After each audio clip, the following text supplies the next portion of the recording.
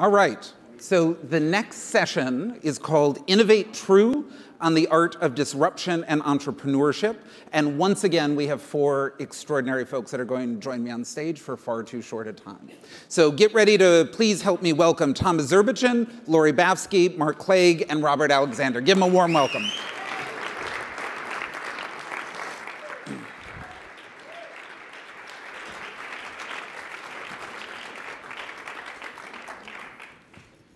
Hit it. I'm already 15 seconds in. I know. Look, I'm really excited to be here today and to meet you all. I'm actually, from the beginning of Sphinx, my family has been really close to both Afa and Aaron because my wife went to school with Aaron. She's a musician, and so music is in our house. It's something that's really important to us, and so I couldn't be more happy to be here. I grew up in the Swiss mountains. That's where the accent is from. And the only education I really had in arts or in music is what I learned in church. And so the first concert I ever went to, I still remember that. Of course, I prepared these remarks to the same music. Was actually not a concert, it was a dress rehearsal. I snuck in and was the Dvorak Concerto for Cello and Orchestra. You know? So I remember that was just amazing, and I was blown away, just really seeing the importance of music. I'm, as I said, married to a teacher. A music teacher and a musician, plays in the symphony in Ann Arbor. And so the kind of talk that I'm going to give is really focused on from the perspective of a person who's not doing arts for a living, but is somebody who really has arts in their lives. I built space instruments. That's what you read in my resume, if that's what you did. So I'm going to really look at this from the perspective of 3 principles. The first one, of course, is arts. The second one is entrepreneurship.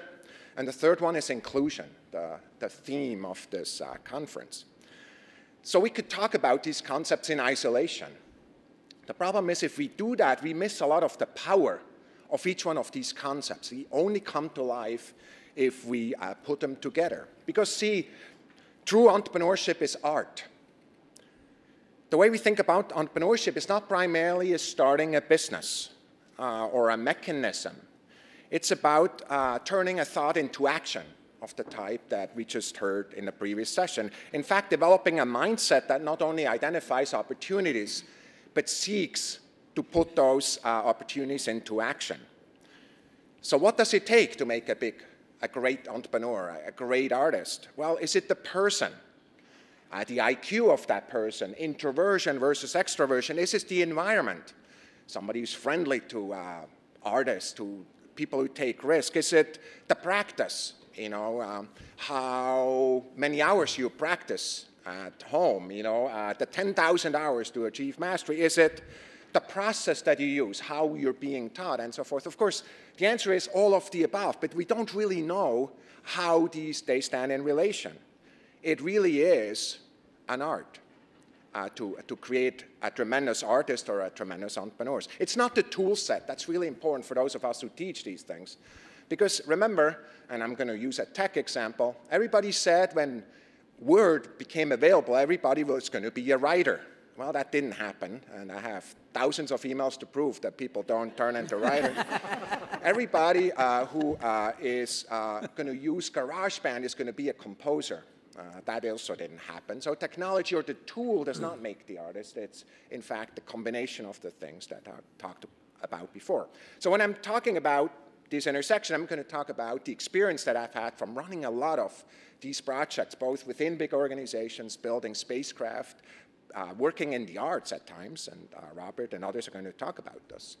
So the first principle I've observed in this context is that entrepreneurship is really about courage first, about courage to think outside of the box.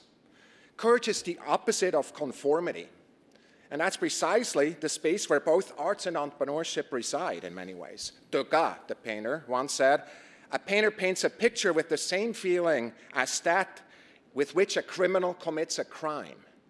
And Young, the philosopher, said, "Innovators are like fools rushing ahead." See, entrepreneurs in arts, people, the best, are not in the center. They're at the fence. If you've ever been at the farm and you looked at the herds of cows, you see, like in the middle of the green meadow in the Swiss mountains, for example, A herd of cows around the fountain, they have food, they have everything, they're hanging around and eating there, but there's the one calf that hangs around at the fence. I am that calf. Many of the best entrepreneurs, many of the best artists are at the fence. They're eating under the fence, and all they can think about is what's on the other side of the fence. It's that courage, that propensity to really push out that makes, in many ways, big artists, big entrepreneurs. So at the beginning of entrepreneurship, big arts, is really a question so often, and like George Bernard Shaw said, some men see things as they are and ask why, for example, as a scientist. Others dream things that never were and ask why not. So once you're motivated by this courage and so forth, you start with that early stage of innovation. You saw it on that chart in the earlier session. Because it takes more than an idea to turn that into action. In fact, it takes many ideas. And especially the early stage of innovation, whether it's in the arts or the entrepreneurship, is not a linear process. It's a really chaotic process that is really determined by experimentation. You have to experiment and learn as you go. Thoughtful, purposeful experiments, and basically move forward. See, if you talk to successful entrepreneurs, for example, they don't think of that phase in their development as a bunch of failures, as it so often feels to us. They talk about them as pivots, like a basketball player is looking for the hoop, trying to find the way to that. It's ways that you can't go, but find the way that's there. So that's really the character of that early stage. What's really important about that early stage is that the best teams are not teams that are made out of same. They're made out of different. So the best teams create, the ones that create the most and the best ideas are diverse teams. It's one really hard thing that we're learning in the sciences, and absolutely clear from the point of view of research. Diverse teams is what you need to be a successful entrepreneurial entity, no matter what the purpose is of that entity. So there's a lot of hurdles that we're facing in that stage, especially once we start towards implementation. And one of the hurdles is how we think and how we're trained to think. For example, we can prove that people are a lot more motivated to hold on to what they have than they're motivated by the excitement from what's out there. So you tend, even if you're not in a good spot, you tend to hold on to what you have with a lot more strength than driving towards the new. That's just something you have to overcome. The other thing is we're horrible at assessing risk, it turns out. For example, risk and ambiguity, even though they're really different things, we perceive almost with the same way. Pulse goes up, we start sweating. Ambiguity is really hard to deal with too, and they're not the same. But our body reacts to it the same, so you have to learn how to deal with that and, in fact, manage it. So how do we now turn these ideas and make them real? Well, this is another trick that really relates to inclusion, and that is that you never, almost never do it alone. You have to learn to, in fact, build that diverse team that can put it forward and create the right partnerships. We already heard about that before, so I'm not going to elaborate on that. So I would estimate that, in fact, 3 out of 5 projects that have accompanied, whether it's a space instrument, whether it's an entrepreneurial entity, whether it's a company that have accompanied, 3 out of 5 failed for one reason only. The team didn't come together. Had nothing to do with the idea, had nothing to do with funding. Funding almost never is the first problem. It's always the second, third, or fourth problem. The first problem is, what are we trying to do? What's our why? And can we agree with that? And so 3 out of 5, I would say, fail on that. The one that's remaining out there is a failure mode that we often see, especially for those of us who kind of are around technology. And of course, there's a lot in the arts of that too. And that is that we're really focused on us and not the others. See, intelligence is defined as having 2 thoughts in the same time, in your head at the same time, even though those thoughts might be opposing. You need to learn how to be independent, but listen enough to the people around you so you know that what you're building is actually of interest or of importance. You do not choose whether your idea is going to be successful. The others choose. So listen to them as you build it. That's another really important mode. Only very few of the ideas go kaput because of the fact that the technology, the ideas, the tool doesn't work. So in summary, True entrepreneurship is art. We can learn from each other and the principles that we use. And it's really about learning how to get the comfort to think and act outside of the box. And in fact, get that courage from collaboration in diverse teams, both inside the team and with partners, and finding pathways to something entirely new. Thank you. Spot on. Everyone's looking at his countdown clock. Nailed it. Gold star MVP of SphinxCon. So there was a lot in that. It was really good. Robert, let me come to you first. Given sort of that presentation in the conference where we are, given Thomas's sort of theme that the best teams are the diverse teams, given your work working transdisciplinary, what happens if you're dealing with a series of disciplines, with a series of institutions, each of which is not diverse enough, and then you're trying to draw that rare subset of people that are willing to work in this transdisciplinary way? Does that actually, are issues compounded, or are they actually helped? I mean, talk in that space. That's not a very good question, but you're smarter than I am, so answer a better one. Sure. I'd say at the outset of any project, it's important that everyone comes together around a set of guiding principles and fundamental agreements. Wow. Just be able to say when you walk into a room, why are we all here right now? And for that to be fundamentally the first thing that you do before you talk about budgets, before you're even talking about what you want the particular outcome to be, what the form of that outcome is going to be. So just have a fundamental set of agreements on what is the underlying vision here. And when it comes to working with people from various backgrounds, people bring not only different knowledge sets, but they also bring very different ways of thinking and ways of traversing the world. And so it's often important to recognize that what sometimes can feel like a fundamental disagreement and a fundamental tension can actually be a sort of positive conflict. Jeff DeGraff in his work talks about these sort of competing styles of innovation. And so I myself very much pull towards that side of create. And so I'm always the first one out of the gate. I'm very much that calf who's over at the fence. And so recognizing when I'm working, whether it's with someone who individually I recognize that the energy that they're bringing into the space is one of, well, let's always try to simplify, let's try to always bring things down to something that can be measured, and let's really be process driven. Or if it's an organization where maybe we're at a sort of fundamental difference. If there's some core tenets where maybe we want to start the conversation around let's unpack some of what it is that we're really bringing into the space. So whether it's one of the two, just really getting a sense for this fundamental tension often can bring more energy into a space to actually allow more innovation, creativity, and when you recognize that, oh, so this person thinks in a very different way, and that can actually lead towards a very positive outcome, and to lean into that rather than leaning away, then that is often the spark of some of the most powerful and innovative and sort of creative spaces that I've worked in. That's great. Mark, let me come to you for a sec. You're at a School of Music, Theater, and Dance. Yep. And you have the word entrepreneurship in your title. What is that saying about how the world is changing? Why are you the director of entrepreneurship as opposed to any other way we could frame the work that you were doing? Well, I mean, literally, the basic reason is there's this guy named Aaron Dworkin. I don't know if you've heard of him, but he... is he Offa's husband? Yes, he is, in fact. Yes, the husband of the president of Sphinx. Yeah, exactly. But he's become our new dean at the School of Music, Theater, and Dance. And so I think, very much his identity is around putting ideas into action, sort of as Thomas defined entrepreneurship. Right. And I think that's one of the things I've been thinking about the last, yesterday and today.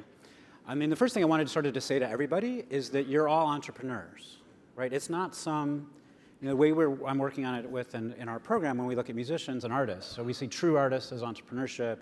You're entrepreneurs. You have a high tolerance for difficult conversations, for ambiguity and uncertainty. You're at SphinxCon. Right? You are leaders. You felt it was worth your time to be here. If you weren't entrepreneurs, you wouldn't be here. But part of that is also this broad definition of what entrepreneurship might mean for us, right? And I think Offa sort of charged us. I mean, our ignite to action, right? What are we going to do to break the cycle? Was the question she asked to kick us off yesterday. So what can you do as leaders? What can you do as entrepreneurs to take the conversations here and put them into action? And I think, in some ways, our arts organizations are, maybe we'll call them, not nonprofits, but for social impact organizations or whatever you want to say. we have real strength there, like the School of Music, like the University of Michigan. We can take our ideas to scale, which is sort of another thing we talk about. So we have real strength, but we also have real problems, which is that the organization itself is sort of risk averse. And I think for Thomas, that idea he brought up about risk, we are, in some ways, we're creative, we're at the edge. In other ways, we just do the same thing over and over again, right? I mean, one of the weird things about the art sector in entrepreneurship is that we already have the solution, right? We're going to make art. We know what we're going to do. We're going to put on a concert. What we're looking for is the problem. And I think that's one of the challenges for us. If we're going to really be the art innovators, the entrepreneurs that Thomas is talking about, we have to not know what the solution is when we start.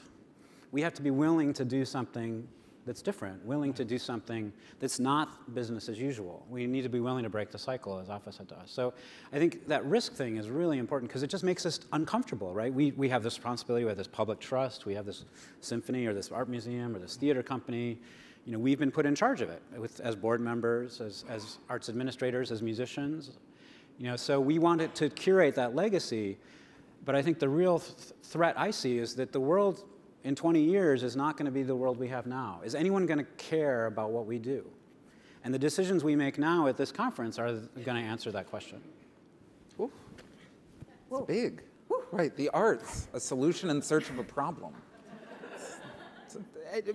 Anyway, I won't go off on this too much, but that whole notion of the importance of knowing what business you're in, and that if newspapers had understood that they were in the information business and not in the newspaper business, they would have invented the internet, sort of thing. I mean, I think it's really powerful. Laurie, we're talking about action, we're talking about entrepreneurship, we're talking about risk. These are the three things that first come to mind when I say academic research. No. Talk about the role of research in this, right? You run something called the Alliance for the Arts at Research Universities, A2RU. Is that even close to being right? That's absolutely right. Okay, excellent. So and you're on this panel about entrepreneurship, about disruption. Talk about the role of research in this risk, in this understanding what we're doing. Absolutely.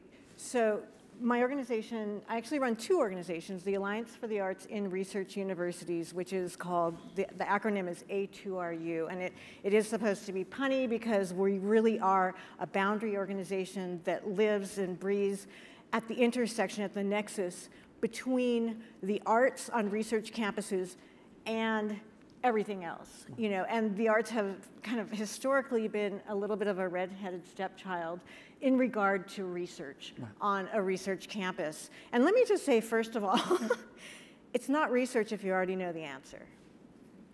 So when we're discussing that fear factor in busting out of old models that have really kind of overcome us within the arts. I mean, we have to really maybe look at that research model as an example, as an exemplar of maybe how we should approach our arts organizations moving forward with that a little bit of risk in there, and maybe a lot of risk. If you look at all of the kind of the failed research that NIH and NSF funds to get to that Ebola, solution.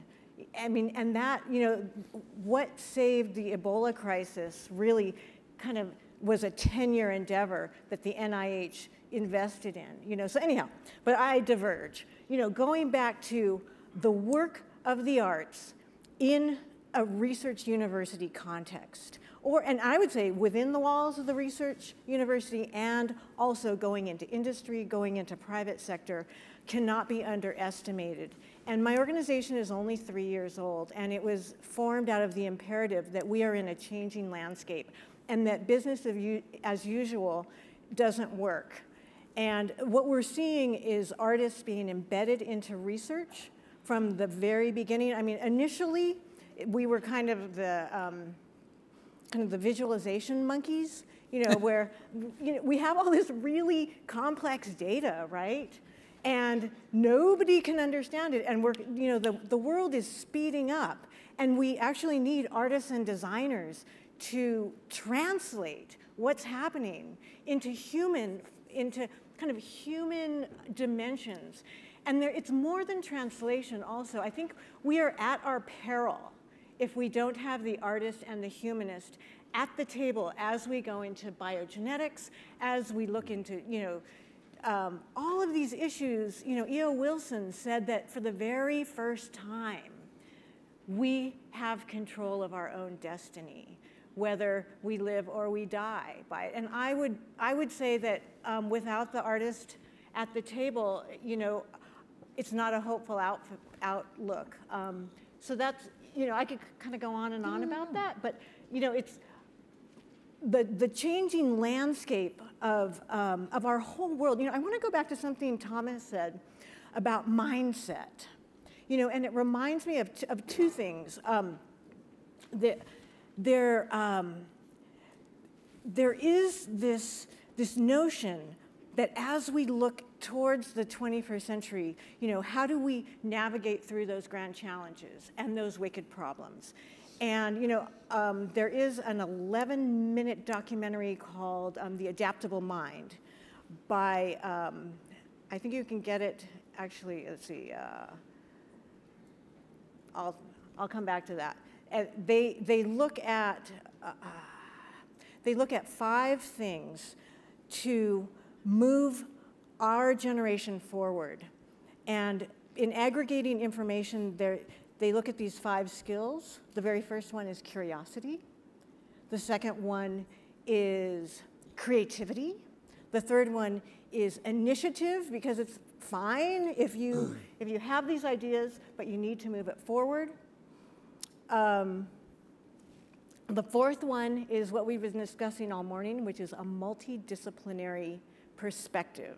And I'm thinking of Scott Page and his work at the University of Michigan. He's in political science. He works with complex systems. His new book is The Difference. And he's aggregated so much big data. And at the end of the day, he says, in order to solve complex problems, we need a multidisciplinary perspective. And that's the only way forward. And then the fifth one is empathy, right? And that's what the arts bring to all of this. Empathy is great. All right, we're going to come out to you guys. Usual rules, 2 microphones, Twitter. If you need a microphone brought to you, raise your hand. And while we're waiting for people to formulate their questions, let's talk for a minute about risk and consequence, right? In non-art sectors, when people take risk, there are great consequences, right? We don't solve Ebola, people die. I don't succeed in the marketplace, I lose millions of dollars. I'm trying to make it to Mars and I don't. In the arts, we try something, we take our risk, it fails. There are almost never consequences. Do we need more consequence in the arts in order to have true risk, in order to truly be disruptive and truly be entrepreneurs? Are the arts too safe? Have we made them too safe? I throw that to anyone. So for me, any one of the disciplines that we could look at, including science, could be turned into a safe space. There's a vast land of incremental science that's really safe. By the way, easiest way to get money is to do incremental science, because you already can predict what you're going to see. And the reviewer said, that's great, I'm going to see that. Everybody claps. But the problem is you made a small step forward. And give a real example of what you mean by incremental science, just for those of us who aren't. I do work in a variety of astrophysical problems. So we understand, for example, how the surface of the sun is being heated. We're trying to kind of learn how it evolves and so forth. I could be doing studies of that heating process inside and out, kind of many times over for my entire career, by using data that I have, just getting small step kind of questions forward. Or I could be standing back and saying, we may be really wrong in how we've done this because we're missing a major ingredient to this. And by the way, there's good reasons to assume that. And I'm going to, instead of following that track over here, I'm going this way, orthogonal. And I'm going to do a big leap. That proposal, first time you write it, is almost never getting funded. So the point is, breakthrough research, the research that really changes the world, is always a risky thing. The same is true with art. So there's always a space of safe art. Let's do it, but every once in a while, like, where is that ingredient that we're going to use to stretch ourselves? If we, I've found so often that kind of problems where I'm almost scared to get started a little bit at the beginning. they're the ones that are really worth it at the end, right? So kind of in the arts, you know, like, you know, when do you have that feeling, I'm going to do something that is kind of, I'm worrying about my reputational risk, not just the financial risk. There's many components to it. Let's do that and do it with real deliberate action. So for me, see, you can always create a safe space, but the trick is to learn how to challenge that and really kind of, and often the courage you get is by talking to others, right? Kind of, don't do it alone. Go on stage together with others. Right. You know, and so for me, that has always helped. Excellent. Any other quick thoughts on that, or should we go out to the, Robert, Mark? I certainly have thoughts because I've worked with Thomas in his solar research group in extending a lot of his exploratory research into the realm of the arts. And so when you think about what he speaks of as, you know, if we want to go, you know, mine an asteroid, if we're thinking about the solar wind, there's a lot of confirmatory research that does get funded. But the arts, by nature, we really champion like what we'd call the exploratory approach, going into something like a creative space where you're not entirely sure of what the outcome will be, but sometimes that reflection then is what gives rise to like, oh, this is what I was fundamentally expressing all along. And so also in working with this group, recognizing that at the very high level, so much of what takes place at high level research, it's very creative and it requires thinking on your feet. It requires a certain level of artistic ability just to dialogue within that space and to be able to collaborate with your partners. And in working with the group and taking the data and exploring it in ways where we're actually taking the data, turning it into sound, turning it into music, realizing the power of the ear, realizing the power of an exploratory approach where you're leaving yourself open again to not knowing what the answer is. So often then you stumble upon something that's so much greater than you ever would have gone. If you just gone in looking for one specific answer, you would have totally missed the forest for the trees. And so I think that's really where I can just add a little bit. I think that's great. Mark? So, I mean, I thought your question about are the arts not risky enough? Interesting. I mean, in part because I think for most of us in the room, or many of us, you know, our experience of the art sector is really characterized by the last 10, 15 years. I mean, the dot-com bubble bursting through financial crisis, unemployment. So we're very uncomfortable with risk. I don't think that the arts themselves are inherently that risky. I mean, there's budget adjustments every year we get to the end, right? And it's like, oh, we're going to make it, we're not going to make it, and sometimes we fall a little short, sometimes we're a little bit ahead. But really, whether the organization would cease to exist is not typically really at stake. I mean, there are a lot more gas stations that have gone out of business than museums in the last 20 years. Right? We're actually a pretty stable sector. What we are is uncomfortable with risk. And I think what we have to do is really identify discomfort as different than sort of existential threat, and be able to then manage and sort of galvanize. And I think these ideas about bringing together, you know, larger teams, sort of working together with our communities, is the way to maybe to find that courage that we need. I think that's great. Let's go to the mic. Deb Pollack with Art Train and the Arts Alliance. Good to be with a bunch of folks from Ann Arbor. So here's my admission. I come from a family of all engineers. My siblings and their spouses are all engineers, and I, for goodness sakes, went into the arts. And the question had always been, when am I going to get a real job or pursue a real interest? I'm okay with that because, frankly, through my work with Art Train, I ended up doing the project with NASA, and I'm the one who had a train, so I was an engineer in a weird way, too. So I'm okay with all that. But piggybacking on the conversation earlier about arts and education, and the work that is happening at ArtsEngine in the University of Michigan, and what I would like to call a STEM rather than STEAM, putting the A in front of science, technology, engineering, and math. Where's that intersection, and how do we change that locked in science, technology, engineering, math folks, not you guys, but to embrace the very, very important aspect of the arts in education and working collectively and collaboratively with that science technology world and changing that conversation on a national and international level. Thank you. Great. Yeah, Laurie, jump in. I would love to answer. Deb, thank you for that entree, really. I just got back from Washington, D.C. yesterday, and there is a national conversation happening right now led by the National Academies of Science, Technology, and Medicine. And they are looking at a deep dive study, a 2-year deep dive study, looking at the role of the arts and humanities on the STEM workforce. And when that study's done, they are going before Congress. And it will be a nationally funded study, and A2RU is on a very interesting working group for that. And the people at the table are, I mean, the usual suspects, and then very, very far-reaching. So Bro Adams, the head of the National Endowment for the Humanities, is sitting on there.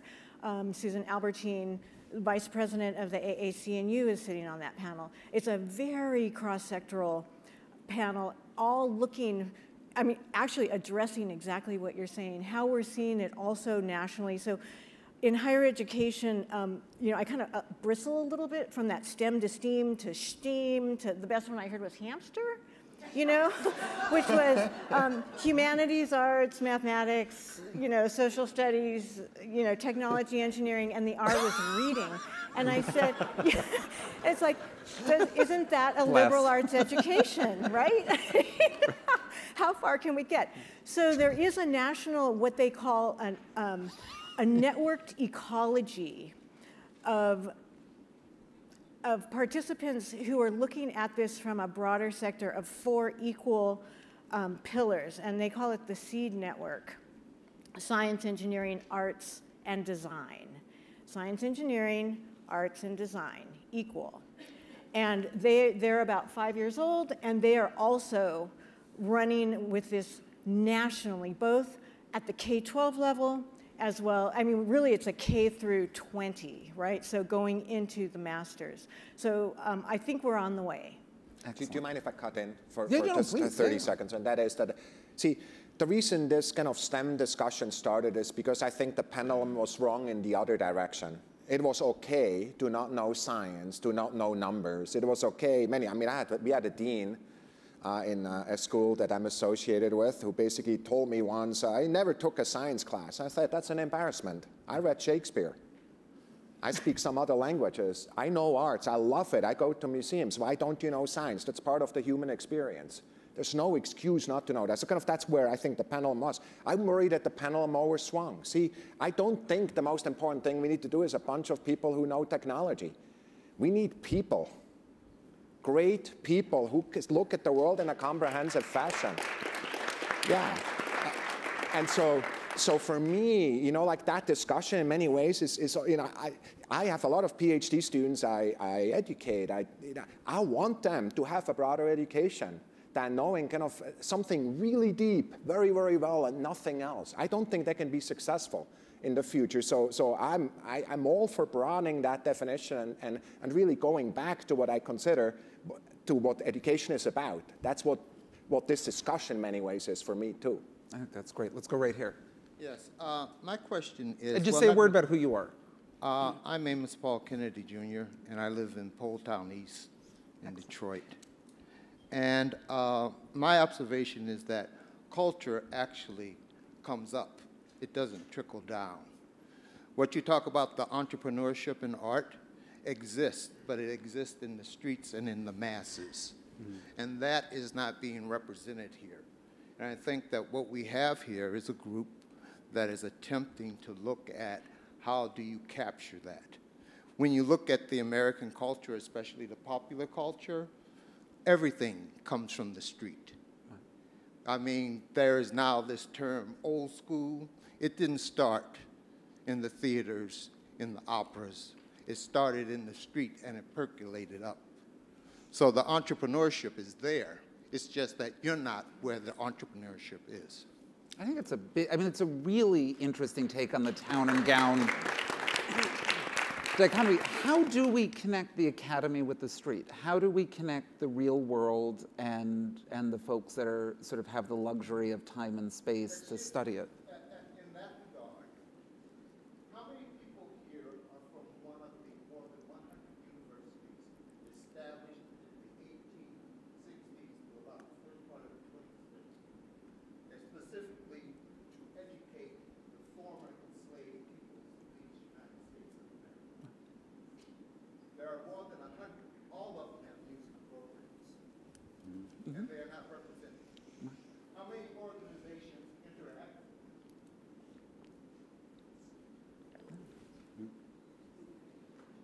Ask the question again.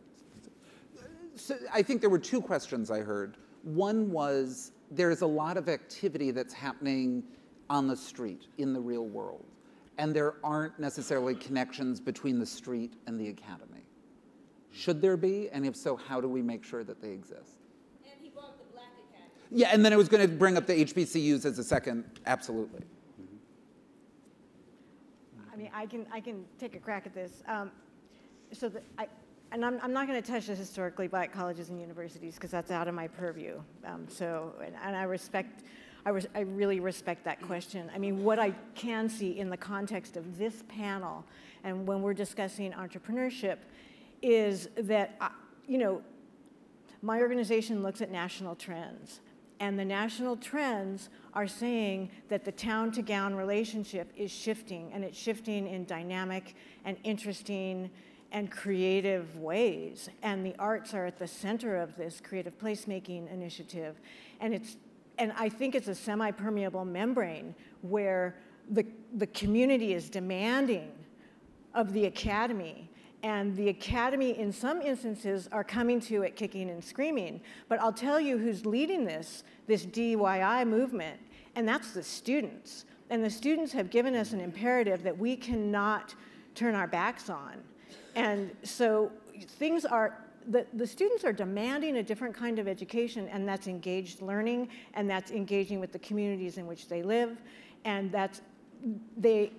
our academy is more diverse, it's more inclusive, and I think it's as you said, I think it is trickling up, and the problem I see is that the academy wasn't designed for this kind of activity, but there's been a shift. What are the land-grant universities going to do when they can't grow corn? Well, they're turning into technology centers and technology hubs. So I think we are seeing a shift, and I could give you very specific examples of that, both in Michigan as well as nationally, if you'd like to discuss it afterwards. And then I just want to gently push on, I don't know that HBCUs are beyond the scope of any national network. Because if we're having a national network of higher education, I think we need to make sure that we are including them in every conversation, not just some conversations. And that was a very important thing that I heard in the second part of that. Both ways, absolutely, absolutely. How do we make sure that if we're having an everyone conversation, we really mean everyone? How do we make sure that everyone's in it? When the major national laboratories wanted to engage Blacks, they went to the historically Black university. Right. They picked students out. They gave programs for faculty to go and do research that they could not fund because they couldn't get the grant money. Yeah. But they could go to Arbonne. They could go to the Fermi labs. They could go to Brookhaven. Right. So it's the partnership language, the exchange among equals that I think we have to get at with these national networks. All right, let's take 3 things in a row, and then we'll come to closing questions. Hi, I'm Gillian Eaton. I'm an assistant professor of theatre at the School of Music, Theatre and Dance. And I've got a sort of a naive question for you in a way, because I'm hearing what's being said about art coming up from below, and often that is the place that it begins, but I'm wondering how we frame ourselves in the larger society. And I keep thinking we've framed ourselves wrongly for so long, that we're so used to being dismissed, that the risk that Thomas was talking about, our risk is often of being dismissed and not being part of the conversation. And I'm wondering why we don't claim a central place as an economic engine, as a part of the economic engine of this country. I'll just give you an example of the gaming industry, which is, I think, the third most, brings in the third most dollars, not just nationally, but globally. And the gaming industry is made up of visual arts, music, voiceover, which is acting, the building of characters, and then technology. I don't know why we don't claim the money that the gaming industry, which is billions and billions of dollars, as part of ours, that the non-profit and the profit connection between the young struggling visual artist, the young musician, the creation of I'm just looking at that one strand of the economy. If we framed ourselves as integral to that type of economic engine, we would presumably get more respect and maybe more understanding of our role, our central role in the economy of this country. Is that a naive question? Excellent. It is. There are no naive questions. So, all right, excellent. We're going to take these other two, and then we'll come to all of them. Thank you. Buenas tardes. Mi nombre es Adriana Gallego. I work with the National Association of Latino Arts and Cultures. I'm a fronteriza from the Arizona-Sonora desert, so disruption is embedded in my DNA as a borderlander.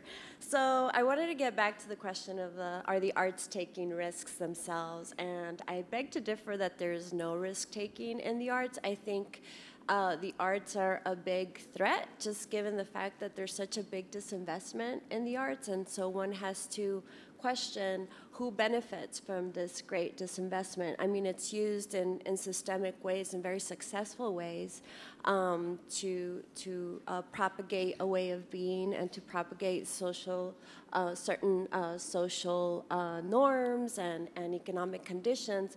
So I think we do have to embrace the transformative power of the arts, and that in and of itself is a very risky business, just by seeing how much it's how much we have to advocate for it, because it's such an obvious choice. And thinking about, just want to leave a little thought behind in terms of ignite to action. There's so many great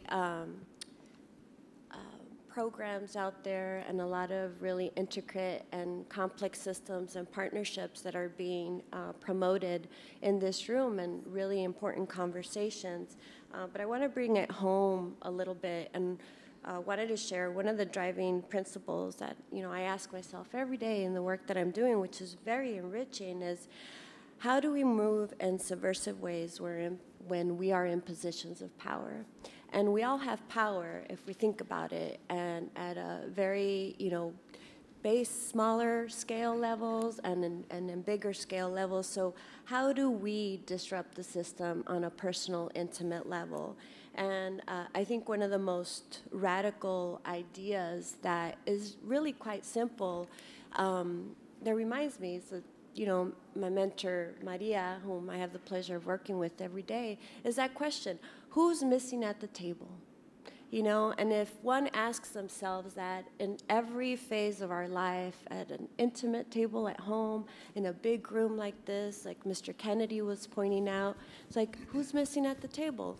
We ourselves can be those change makers every day, and it doesn't take a big thing, because that in itself can be a big movement. So I agree that I think a big part of disruption and progress is considering those that are different than us. I mean, it is our nature to be strong, to be made stronger because of differences. I think our bodies are a very good example of that. We're made up of so many different systems that interact together to make this miracle of life. So maybe following that example might be a way towards meeting our highest aspirations. Excellent. Thank you very much for that. Last thought from the audience. My name is Raymond Boucher. I'm Director of Marketing and PR for Naxos Records, a company that started by existence by completely disrupting the classical music recording industry. My question is, how do you encourage people, get people to understand, accept and understand the importance, people who are comfortable, audiences that are comfortable, people in positions of power who are comfortable, how do you get them to accept discomfort? Excellent. All right, so closing thoughts for you guys. And remembering again that the theme of our time together is igniting to action. We want folks to go home and do something different. So think concrete. I heard a question about, have we been framing ourselves in the wrong way? The arts and culture are already present in almost everything we do. Are we just not visible? Is it a visibility issue? I heard a comment that human transformation is the riskiest of activities, and that is at the center of the arts. Are we the riskiest thing? Power breeds complacency. How do those of us in all of the kinds of power we have avoid complacency and get ourselves to disruption? And how do we get comfortable with discomfort? So let me start with Mark, and we'll just run down. Well, I think one of the sort of unwritten assumptions about this panel is that we're all educators in one way or another, and which means we believe that entrepreneurship is not a talent you're born with, but something, it's a set of skills and practices and habits of mind that you can develop. So I think Mr. Kennedy's point was a great question, and all of this goes together. But one of the things, the big disruptions that happened at the University of Michigan was this kid named Aaron Dworkin and one of his friends named Afa, who put together the Sphinx organization using a grant from the University of Michigan. And so I think in some ways, while entrepreneurship and nothing is going to be the panacea, what's interesting is the way in which we're trying to empower students these days to do their thing, just to do anything, really. I mean, I sort of define the success of my program, Excel, at the School of Music, Theater, and Dance, is about whether students are doing stuff and doing it now, not waiting until they graduate. We have had some instances where, in the past, where I've had some really great students graduate, have joined pretty prestigious arts organizations, and they're getting the job because they're these innovative high flyers with lots of ideas, and they are crushed. Right? They don't fit the mold. They're hired because they're going to do new things, and then when they're put in place, nobody wants them to do anything new. So I guess one of the things we can do as arts leaders is to empower those around us. Really, we may or may not have the solutions here, but one of the things we can do is open up the conversation and really build our strong teams, really sort of strategically hire and strategically empower those around us who think differently than we do. And I think that's one way we could ignite some action. That's great. Laurie, one thought you want folks to walk out of here with. Wow. Okay. I think it's trickle down, and I think it's I think it's trickle up, and it's top down. Some trendings I've seen nationally. We're starting to see strategic plans at the university level that include the arts. University of Maryland, the 3 A's: academics, arts, athletics. And we're also seeing these entrepreneurship programs like what Mark has just started. This is a brand new program. And these are springing up across the nation to both train our artists and to empower them to do the work that I think we all have agreed needs to be done. I loved what the woman over here said, how we need to demand a seat at the table.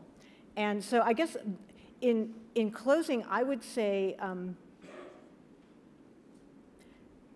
sit at the table. I would say don't be afraid to invite those partners that you're uncomfortable with, or that are a threat to your organization, maybe. I mean, I think it is that multidisciplinary perspective that's going to get us through.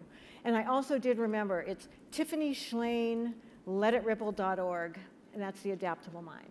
Excellent. Thank you. Robert. Mm-hmm. Well, my mind went to a number of different areas that I would want to address, but when you said really what's one thing that I would want people to walk away with, that would be really tell your story. And the work that everyone here is doing in this room, I mean, collectively, this organization, the impact that it has, it's just so tremendously powerful.